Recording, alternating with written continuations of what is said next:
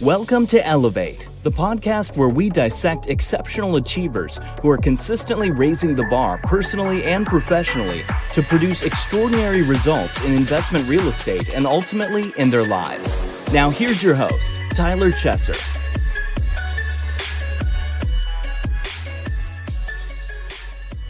Elevate Nation, welcome back. This is Tyler Chesser. I'm so thankful to have you here. And I want to ask you a question that I ask very frequently. Elevate Nation, are you ready to take it to another level? Because I know I am. And I want to welcome you back to our show because our mission is to identify and apply how the best of the best raise the bar professionally and personally to achieve greatness in real estate and beyond. And this is a masterclass for leaders who are looking to achieve uncommon results and purposeful outcomes through real estate investing and ultimately in their lives. And if you appreciate what we're doing, we would appreciate if you subscribe to our show. We'd appreciate if you gave us a rating, a review. We've been so blessed to really kind of receive so much support thus far. And we actually cracked the top 200 business podcasts in the world within our first week of launching. And so definitely want to give a shout out to Elevate Nation and definitely wanted to just, read one of these reviews that was so awesome. It's a masterful combination of personal growth and real estate and how they can best serve each other to create your best life. So I definitely want to just thank you for that review. And I want to thank Michael Blanc for joining us today because he's an amazing person and we were going to dive into a lot. And so Michael, thank you so much for being here today. How are you, sir? Taylor, it's great to be here, man. It's awesome to say hello to Elevate Nation. Absolutely, my friend. Well, I just want to go ahead and introduce you to Elevate Nation. I'm sure many of our listeners know you, but some will not, so let's just go ahead and dive in here. And so Michael is the author of the Amazon bestseller, Financial Freedom with Real Estate Investing, and the host of the popular Apartment Buildings Investing podcast. He's helped investors purchase over 5,000 multifamily units valued at $215 million through his content and training programs. And he controls over 43 million in multifamily units. And so, obviously we're known by our bios in this industry, right, Michael? And I want to know a little bit more about Michael the man, beyond the bio. What are you all about and kind of what makes you tick? Yeah, when I started my search for financial freedom in 2005, I think I would say I was probably mostly about the money. And once I lost it all, it was about something else. It was much more about the mission. And once I become clear about that, things just as they do, they magically happen. But my mission right now is to help 1,000 people quit their jobs with real estate. And it may not be in the way they're thinking, which is mostly single family house investing, but in fact, with apartment buildings. And what's surprising to most people is that that's something that you can do without any prior experience and without your own cash. All you really need is a hustle and a desire to try to quit your job or become financially free. So that's what lights me up. That's why I get up in the morning. So what is it? Was that your experience prior? I know I did a little bit of research on you, and I know that you started out in sort of the software startup space, and it sounds like maybe you lost some of your passion for that. Is that something that you've identified that maybe there's thousands of others who are in the same boat and you want to help them reach that freedom that you talk about so frequently? Yeah, when I talk about my blueprint of financial freedom with real estate, it typically takes 1 to 2 years if you just simply follow it. Mine took, 10 years. And that's because I didn't have my blueprint and I tried everything under the sun. So when I'd read Rich Dad, Poor Dad in 2005, that's when I quit my software job. And I was able to do that because I had a bunch of money from an IPO we went through. I was the man. And so I read this book and I felt slightly lesser than the man because I was like, darn it, I thought I was pretty smart. Instead, I'm an idiot. Like, it doesn't matter how much money you have in your bank account or what your salary is. It all matters how much passive income you have, because I realized after reading that book that when I stopped working, then money stopped flowing, except for the interest and dividends I got at the time. I was like, man, I got to fix this. So I decided to throw it all away. I was going to be a CEO of a software company. That was like my plan. And I was like, okay, I'm going to throw all that away. I'm going to pursue financial freedom. And my big idea, Tyler, was restaurants. And don't ask me exactly why. I was just surrounded by a bunch of franchisees who basically says, oh yeah, it costs this much to open. You hire a guy and they run it all and you just sit back and count your passive income. I'm like, oh, that's great. That's exactly what I want. So I just went all in. I took all my chips in the middle of the table and went into this restaurant franchise. Now, the recession kind of changed that a little bit. Long story short, I subsequently lost my IPO millions in that restaurant experience, and I clawed my way out.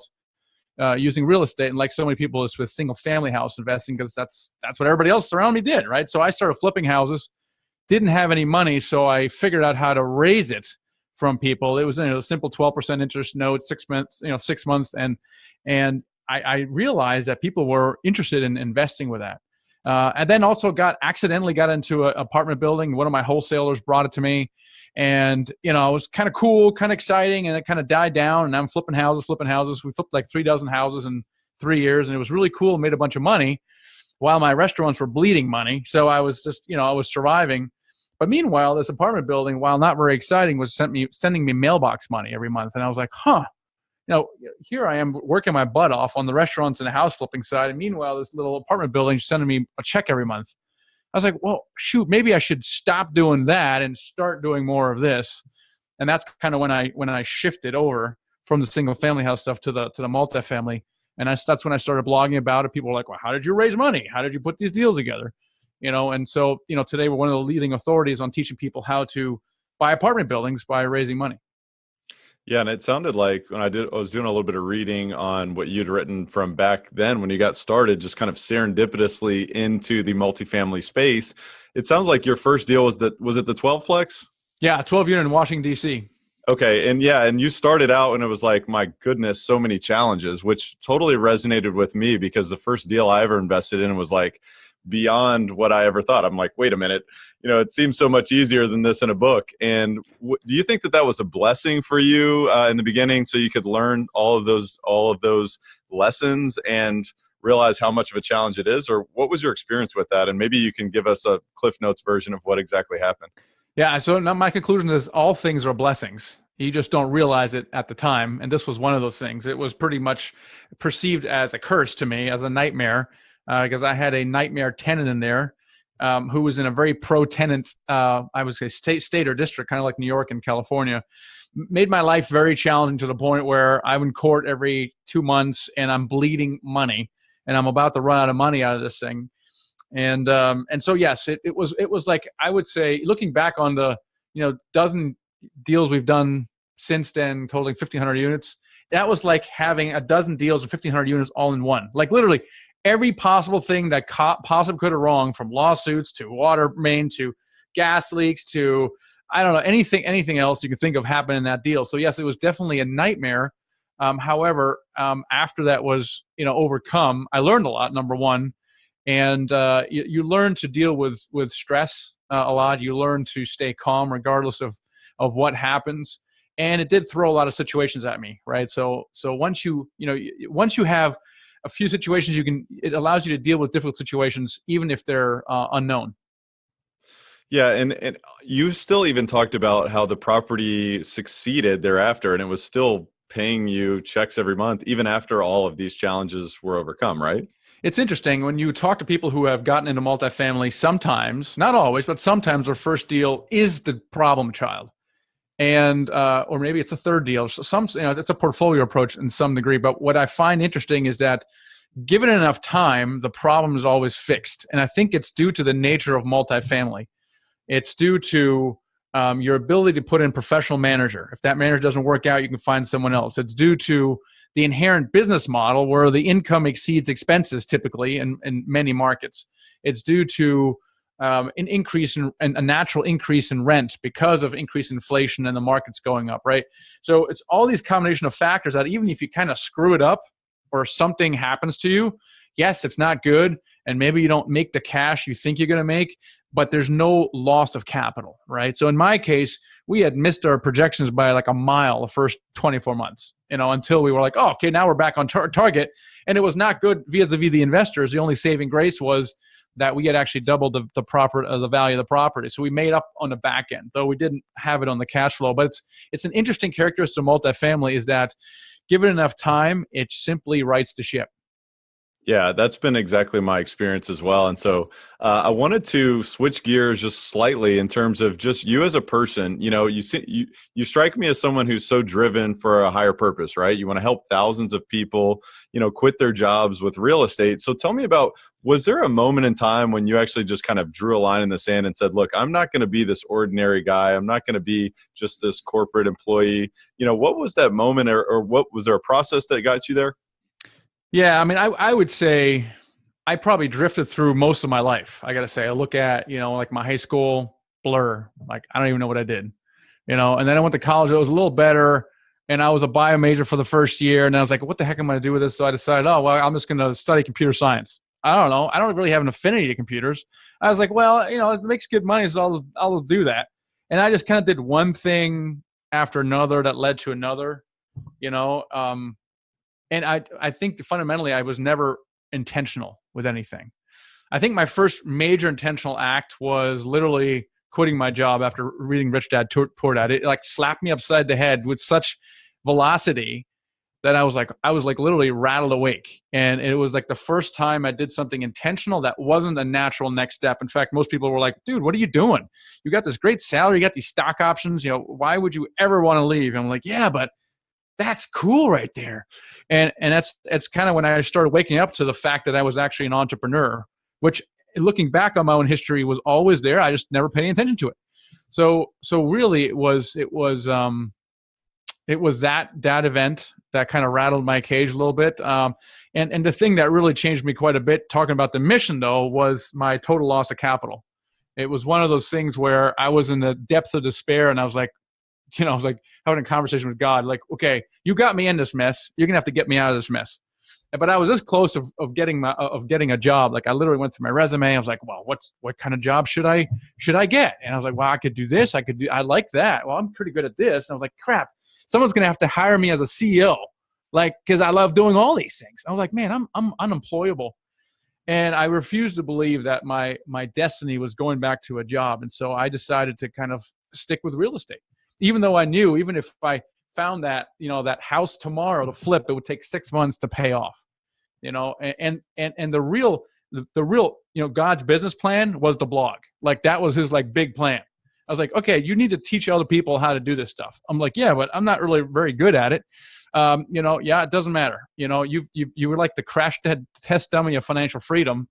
And so that I think was a shift for me. It was started being less about me and more about, hey, how can I serve others without any kind of guarantee of success? I think that was a fundamental shift in probably 2013 for me.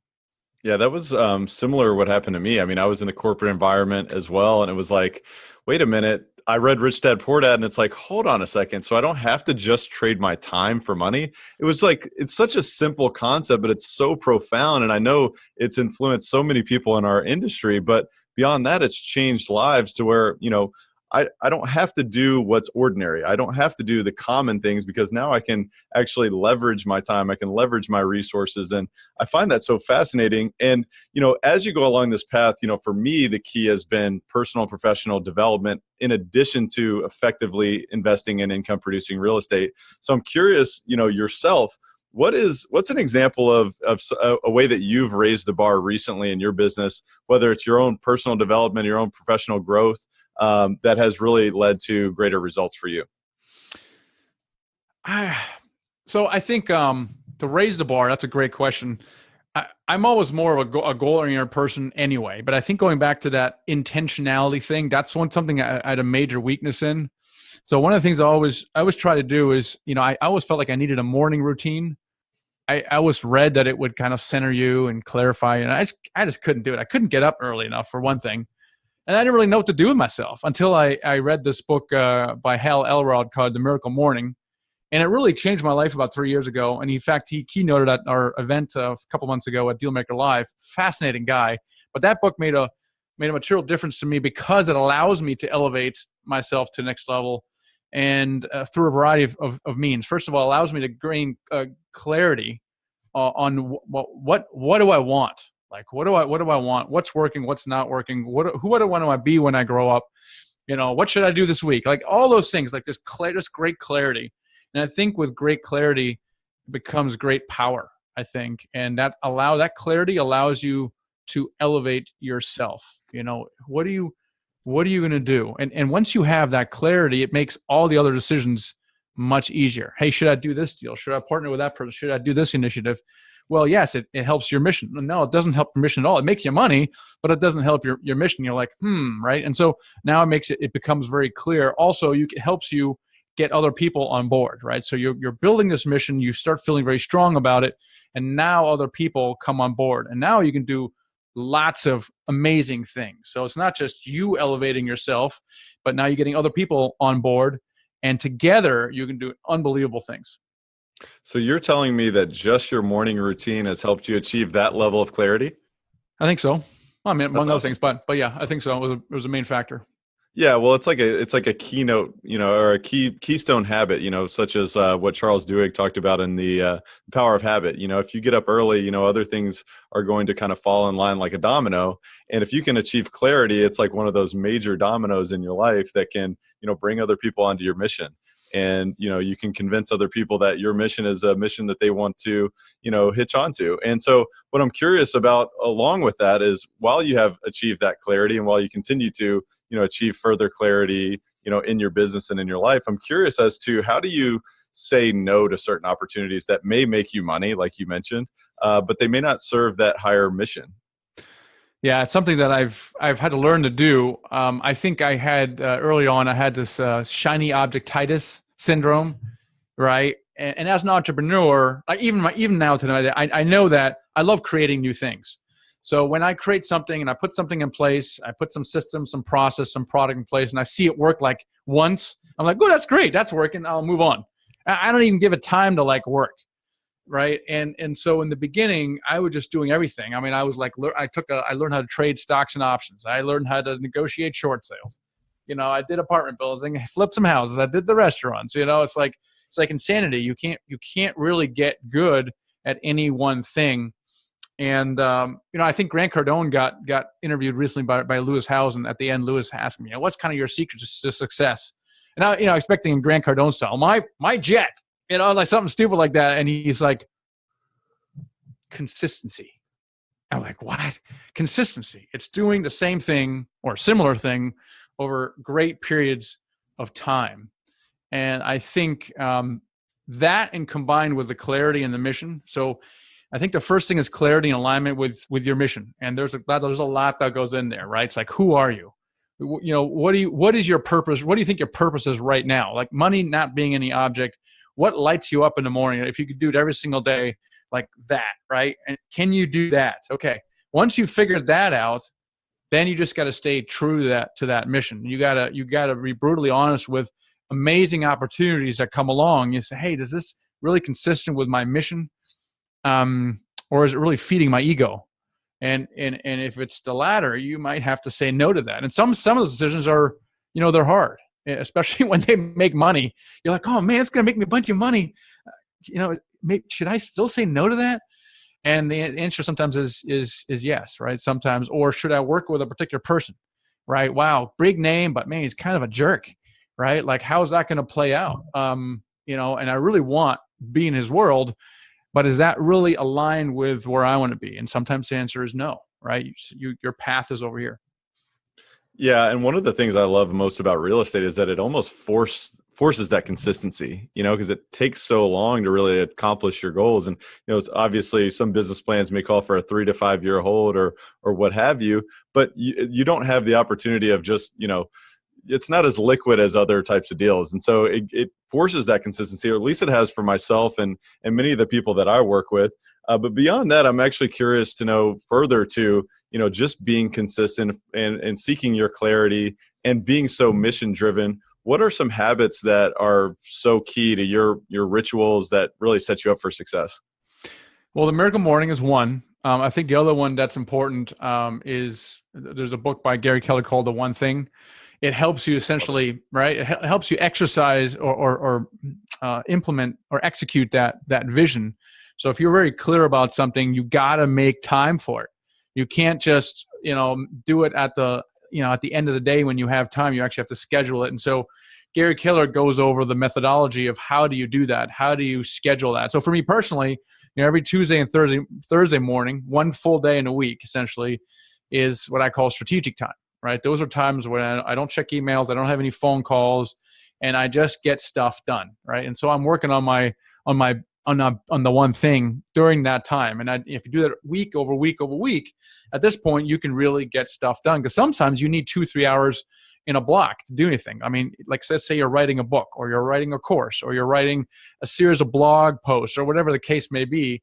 You need uninterrupted time for like 2 or 3 hours. You can't get that in a typical day because you're maybe you get 30 minutes and then you get a ding on your laptop and you're checking email, and before you get back, you're like, what the heck was I just thinking when I got on here? So it's very unproductive. So that's a habit that's been very useful for me. Yeah, I love that book, The One Thing. It's so simple, but I love actually in that book, he gives you this little door hanger there that you can actually put on I'm sure you remember this, but you put it on your doorknob and it says, don't bother me, I'm working on my one thing. And it's so important because if you don't fill your time with, your most important activities, then it's going to be filled with something else. It's like another book that you may have read or, that you may be familiar with called Traction. One thing that I love about that book is, setting rocks. And the way that they describe it is, your quarterly goals are your rocks. If you look at, a cup as an example, and you put all the sand in first and the pebbles first, you're not going to be able to fit the big rocks. So your big goals, your big vision, it's not going to be accomplished, if you don't prioritize them first. And so I think that's so important for Elevate Nation to really have a takeaway here of, scheduling, blocking that off on a weekly basis, whether it's 1 day, 2 days, or so on, where you've got a huge, 2 to 3 hours worth of non-interrupted time is so important. So I appreciate you sharing that with us, Michael. That's awesome. I'm curious to know, beyond, obviously you've been so public with some of your failures, whether it was the 12-unit deal early on or whether it was the pizza franchise. It was the pizza franchises. What else? What other failures have you experienced that have really set you up for later success? That's not enough, Tyler. 2 major failures. I know. I got to hear more, man. Come on. I got a bunch of them, really. The house flipping side, not every single deal we did worked out. And it was typically those deals that I couldn't comp cleanly. I couldn't get a clean ARV out of it after repair value. And every time it bit me in the butt. And it was just something that just didn't sell for what I thought it would. It would take longer. It was always something that, you still in hindsight, you really don't know exactly what it was. It was too close to a drug dealer 2 houses down, or too close to dog barking, whatever the case may be. And it's the same thing on the apartments as well. If I can't cleanly comp a rent increase, for example, and now I'm speculating. And so, those are probably some of those failures. Now, again, with the houses, you're doing hopefully some amount of volume, and you kind of it's a portfolio approach. And the risk, with the multifamily is a little lower because you really need a pretty high degree of vacancy for you to start losing money. So a lot has to happen before then. But yeah, there's a couple houses that we lost money on as well. Well, it's a great takeaway for all of us to recognize is that underwriting and analysis prior to doing a deal is so important. And so you've got to surround yourself with the appropriate individuals. If you're not the underwriter on your team, you've got to be outsourcing that. You've got to be hiring that, or you've got to be partnering with someone who's an expert in that way.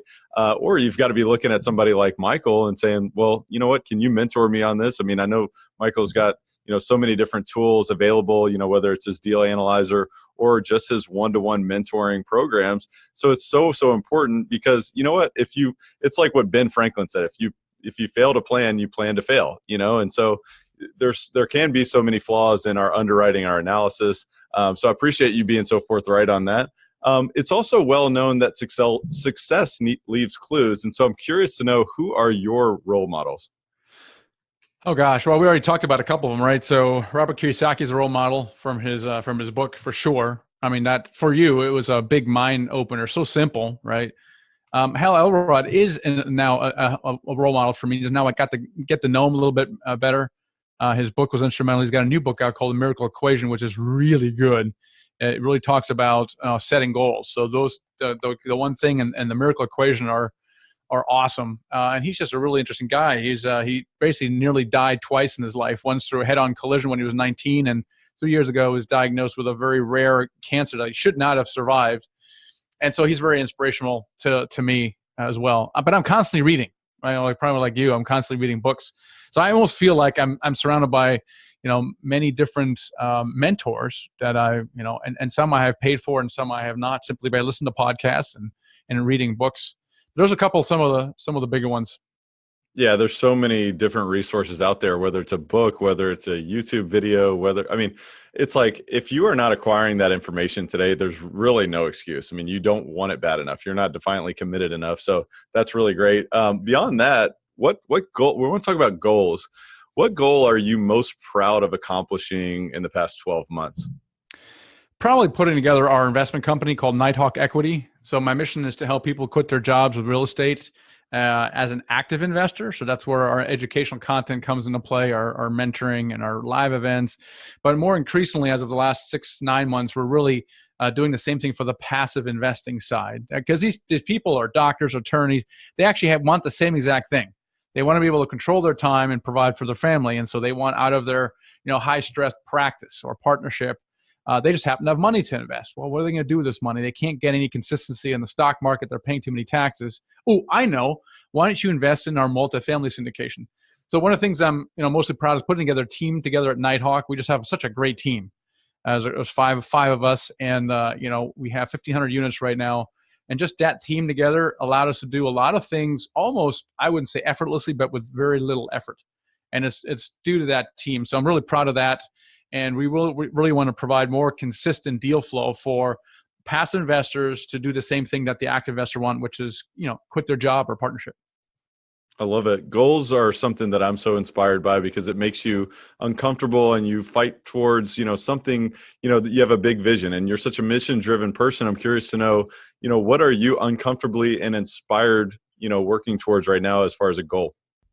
Yeah, I think helping 1,000 people become financially free is a pretty big goal, and getting to 10,000 units is another big goal. And achieving both of those goals means that I need to expand my reach just massively beyond where I am now. I'm going to need more people on the team. And it's like one of those things when you first start out, like, oh, I'm just kind of happy doing this by myself, like woohoo. And that's great. There's nothing wrong with that. It's kind of the lifestyle entrepreneur.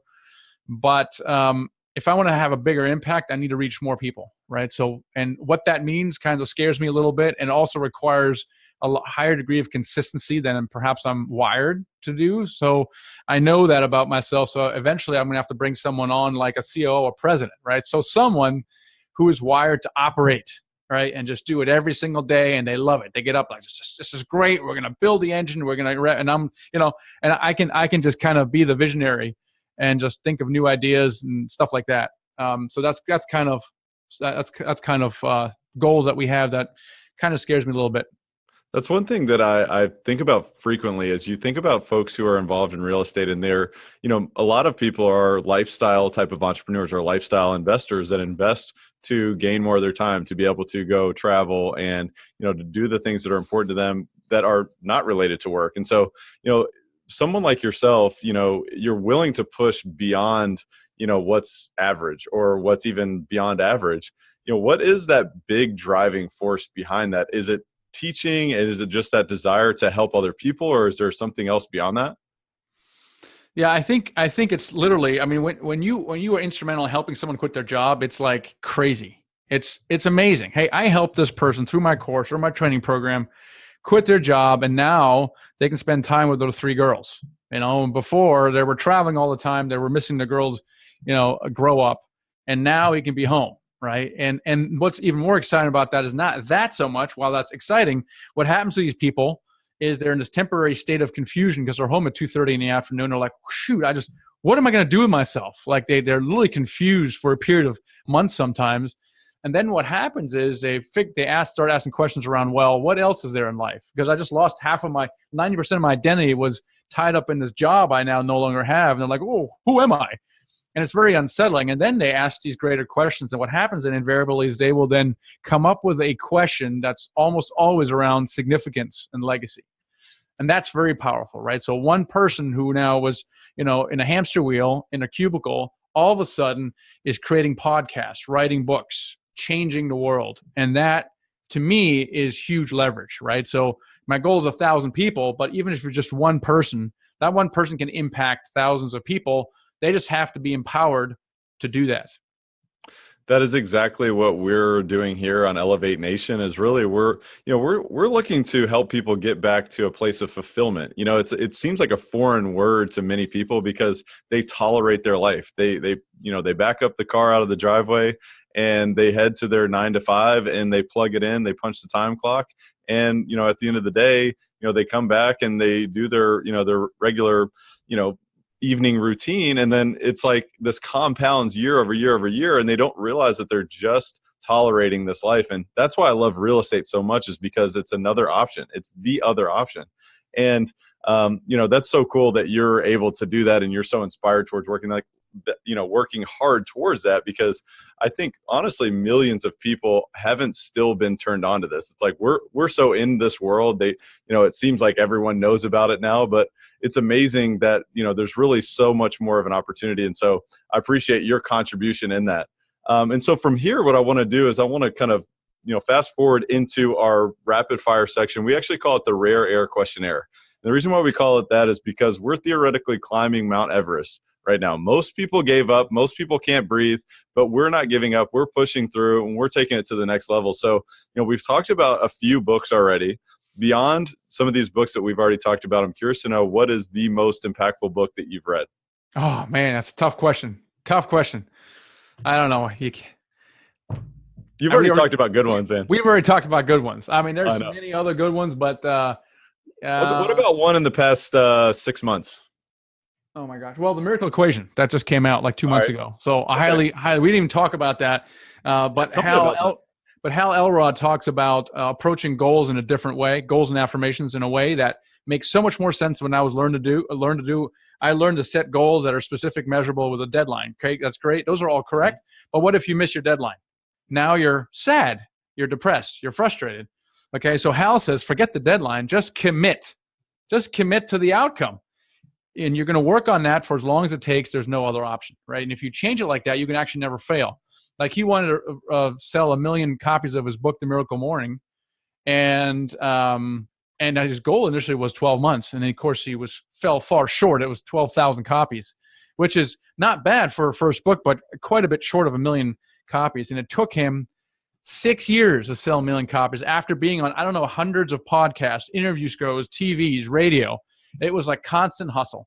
And so that's what he teaches. One example of what I got out of the book is just commit to the outcome, not so much to the deadline. Yeah, that really resonates with me. I've had so many goals where I'm like, well, the deadline's passed. I guess I failed. And you're always taught to be specific, measurable, attainable, realistic, and timely. And certainly you want to hold yourself accountable to make sure that you're taking action, and it never, you're not putting it off indefinitely. But that's actually a pretty good thought, or it's a very good thought. But it is all about the outcome. Commit to the outcome. And the person you become. That's a main point. It's a person that you become on the way there. So, in other words, you can never fail. That's a phenomenal point, because that's one of the best things about real estate. As you're striving to build a portfolio of 10,000 units, it's who you're going to become to get there. That's one thing I never realized until I started, growing in real estate, is that, wow, this effort is actually creating this person, this individual that I never knew existed. And so I think that's something to be inspired by, and Elevate Nation can certainly, become something more by committing to an outcome. That's really great. Beyond that, what's the biggest way that you elevate your life on a daily basis beyond your morning routine and some of the other habits that we've talked about? Yeah, I mean, gosh, there's a variety of things. But reading books, listening to podcasts, doing this reflection in the morning, to following the Miracle Morning routine, and really reminding myself why I do certain things, right? And who I'm serving, right? Who am I serving today? How can I serve those people better? And just, again, it's back to clarity. What am I doing exactly? And how can I do that better? How can I reach more people? How can I serve people better? Well, you're really leading into my final question here, is how do you elevate others around you? And obviously you do that in so many different ways, but is there a simple way that we can sort of implement into our own lives today that you elevate others around you? I was reading Seth Godin's Tribe today, last few days, and it's really about becoming a leader. And wherever you are, you don't have to be in a position of leadership, but how, basically it's all about belief, and a belief about something It's about that mission is really what it is. So you are on a mission to do something, and you go out with that mission, and then you will attract people to that mission, and you will repel people to that mission, right? So for example, if you want to be a millionaire, you're not going to come to me, right? You're going to go to Grant Cardone because he's got the jets, he's got the Rolls Royce, right? He's got the bling. You want to quit your job, financial freedom, you might want to come to me. You know what I mean? So I'm going to repel those people who want the bling, and I'm going to attract other people who want maybe more like, hey, significance or legacy. You know what I mean? So you're on a mission. That's what Seth talks about in his tribe, and that's how you attract people to your mission.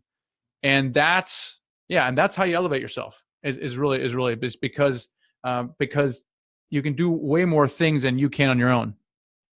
Michael, this has been absolutely fantastic, and what a pleasure to be able to spend time with you. How can Elevate Nation connect with you and stay engaged with you ongoing? Yeah, people can find me at themichaelblank.com. That's the with THE Michael and then BLANK.com. They can Google apartment building investing. They can find me as well. We have a podcast as well. We have YouTube channels, blog articles. The book is called Financial Freedom with Real Estate Investing. You can find it on Amazon. So a variety of ways that people can find me.